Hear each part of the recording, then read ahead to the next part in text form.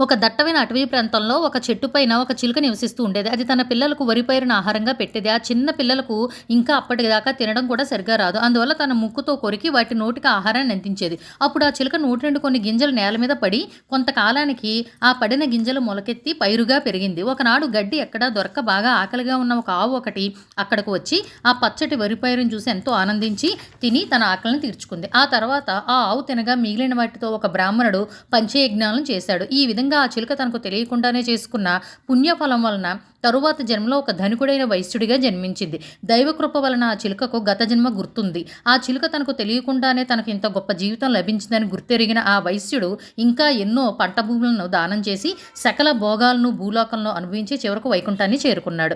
Please like, share, subscribe my channel.